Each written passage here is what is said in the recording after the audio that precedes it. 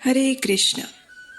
परम भगवान श्री कृष्ण की भक्तिमय सेवा के द्वारा हम अपने जीवन के परम लक्ष्य को प्राप्त कर सकते हैं और हमारे जीवन का परम लक्ष्य होना चाहिए इस भौतिक जीवन तथा जन्म मृत्यु के चक्र से हमेशा के लिए मुक्त होना। प्रत्येक जीवात्मा भगवान का शाश्वत सेवक है और जब हम अपने शाश्वत स्वरूप को प्राप्त करते हैं वही है जीवन की पूर्णता। इस पूर्णता को प्राप्त करने की विविध प्रक्रियाओं में से एक अत्यंत महत्वपूर्ण कार्य है एकादशी व्रत का पालन करना। हरिवासर अर्थात एकादशी तिथि भगवान श्री कृष्ण की अत्यंत प्रिय है और ऐसी ही परम मंगलकारी एकादशी तिथि है कामदा एकादशी। तो चलिए इस पुण्य प्रदायिनी कामदा एकादशी की कथा सुनते हैं।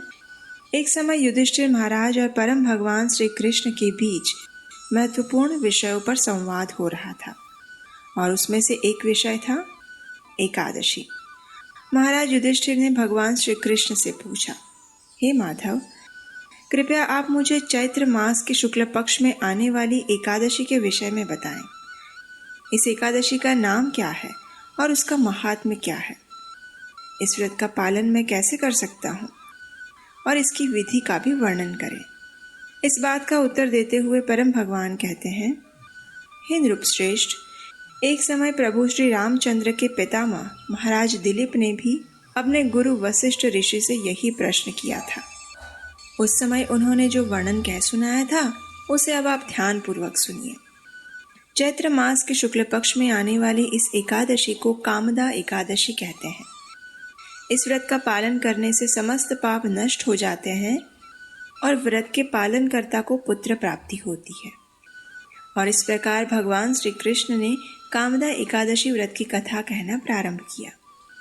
यह अनेक वर्षों पूर्व की बात है। रत्नपुर नामक एक नगरी थी जिसमें गंधर्व और किन्नरों का निवास था। वहां के राजा थे पुंडरीक। उनका ये राज्य स्वर्ण और कीमती रत्नों से सुशोभित था। चारों ओर सुख समृद्धि और प्रसन्नता का वास था। इस राज्य में ललित नाम का एक गंधर्व अपनी पत्नी ललिता के साथ रहता था।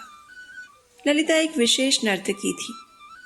अब पति पत्नी के बीच प्रगाढ़ प्रेम था और उनका परिवार हर प्रकार के सुख समृद्धि और प्रेम से युक्त था। उनके संबंध में इतनी प्रगाढ़ता थी कि वे दोनों एक क्षण भी एक दूसरे के बिना नहीं रह सकते थे। अब एक बार क्या हुआ कि राजा पुंडरीक ने अपनी सभा में गायन और नृत्य का कार्यक्रम आयोजित किया था। सभी गंधर्वों को उसमें आमंत्रित किया गया था और इसी कार्यक्रम में ललित गंधर्व तथा उसकी पत्नी ललिता का भी प्रदर्शन था। लेकिन किसी कारणवश ललिता उस कार्यक्रम में हिस्सा नहीं ले पाई थी। इसलिए ललित को उसकी अनुपस्थिति में उसका बारंबार स्मरण हो रहा था। अब ऐसी स्थिति में ललित अपने गायन में कुछ स्वरों के ताल मेल पर अपना नियंत्रण नहीं रख पाया और उसके गायन में थोड़ी विसंगतता आ गई।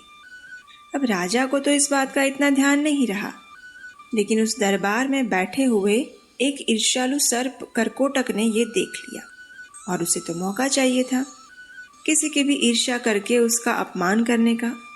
तो बस उसने ये बात राजा को कह सुनाई। जब राजा को इस बात का पता चला तो वह अत्यंत क्रोधित हो गए। उन्हें लगा गंधर्व ललित ने जानबूझकर मेरा अपमान किया है। अपनी पत्नी के विचारों में मग्न होने के कारण वह अपने कर्तव्य से चूक गया और इस बात पर क्रोधित राजा ने ललित गंधर्व को शाप देते हुए कहा, हे मूर्ख, अपनी स्त्री के प्रति कामासक्ति के कारण तूने नृत्य सभा में विसंगति निर्माण की है, इसलिए मैं तुम्हें नरभक्षक बनने का श्राप देता हूँ। राजा द्वारा श्राप मिलते ही ललित गंधर्व एक भयावह नरभक्षी में परिवर्तित हो गया। उसकी भुजाएं 8 मील लंबी थी, मुख एक विशाल गुफा जैसा था। उसके नेत्र सूर्य और चंद्रमा की भांति भयावह थे। उसके नथुने पृथ्वी के विशाल गड्ढे के समान थे। उसकी गर्दन पर्वत जैसी और शरीर 64 मील ऊंचा था। इस प्रकार नरभक्षी के रूप में ललित गंधर्व यातना भुगतने लगा। उसकी पत्नी ललिता को जब इस बात का पता चला तो वह अपने पति के इस भयावह स्वरूप को देखकर शोकाकुल हो गई। अपने पत्नीव्रता धर्म को निभाते हुए अब ललिता भी अपने पति के साथ जंगलों में भटकने लगी। और अपने पति को इस शाप से कैसे मुक्ति दिलाई जाए उस विषय में सोचने लगी।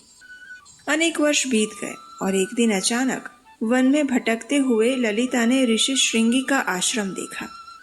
अपने दुखी हृदय और विनम्रता पूर्वक वह तुरंत आश्रम में गई और वहां जाकर उसने ऋषि श्रृंगी को प्रणाम किया। ललिता को देखकर आशीर्वाद देते हुए ऋषि ने उससे पूछा, हे पुत्री, तुम कौन हो? तुम्हारे पिता कौन है और तुम इस प्रकार यहाँ इस जंगल में क्यों आई हो? ऋषि के वात्सल्यपूर्ण वचन सुनकर ललिता का हृदय द्रवित हो उठा। वह रोते हुए कहने लगी, हे ऋषिवर, मैं महान गंधर्व वृंदावन की पुत्री हूँ। मेरे पति गंधर्व ललित को राजा पुंडरीक ने श्राप दिया हुआ है, जिसके कारण वे नरभक्षी राक्षस बन गए हैं। उनका ये कष्ट देखकर मैं अत्यंत दुखी हूँ। हे ऋषिवर, कुछ ऐसा उपाय कहें जिसके द्वारा मेरे पति को इस राक्षस योनि से मुक्ति मिल सके। ललिता के वचन सुनकर ऋषि श्रृंगी ने कहा, हे गंधर्व कन्या, तुम्हारा भाग्य तुम्हारे साथ है। आने वाले कुछ ही दिनों में चैत्र मास के शुक्ल पक्ष की कामदा एकादशी आने वाली है। तुम इस व्रत का श्रद्धा और कठोरता पूर्वक पालन करो और उससे प्राप्त पुण्य को अपने पति को अर्पित कर दो। इससे वे अपनी राक्षस योनि से मुक्त हो जाएंगे। यह व्रत समस्त इच्छाओं को पूर्ण करने वाला है। ऋषि के वचन सुनकर सांत्वना प्राप्त ललिता ने बताए गए निर्देश अनुसार श्रद्धा और निष्ठा पूर्वक कामदा एकादशी व्रत का पालन किया। द्वादशी के दिन पारण के समय भगवान वासुदेव और ब्राह्मणों के समक्ष उसने कहा, हे प्रभु, मैंने अपने पति को इस भयावह श्राप से मुक्ति दिलाने हेतु इस व्रत का श्रद्धा और नियम पूर्वक कठोर पालन किया है।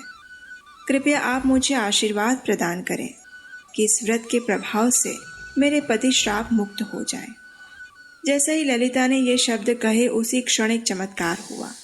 नरभक्षी की योनि में रहे उसके पति ने उस शरीर का त्याग कर दिया और फिर एक बार उसे अपना पूर्व गंधर्व का सुंदर शरीर प्राप्त हुआ।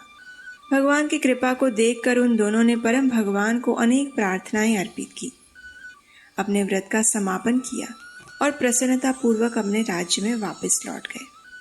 इस कथा का समापन करते हुए भगवान श्री कृष्ण ने कहा, हे युधिष्ठिर महाराज, यह व्रत इतना पवित्र है कि जो कोई व्यक्ति इस अद्भुत कथा का श्रवण भी करेगा, वह ब्रह्म हत्या के पाप और आसुरी श्राप से भी मुक्त हो जाएगा। तीनों लोकों में समस्त जीवों के लिए इससे अधिक श्रेष्ठ दिन कोई नहीं। और आपको जानकर प्रसन्नता होगी कि ये कामदा एकादशी हिंदू नववर्ष की सर्वप्रथम एकादशी तिथि है। इसलिए इसका नियम पूर्वक पालन करना हम सबका कर्तव्य है। हरे कृष्णा।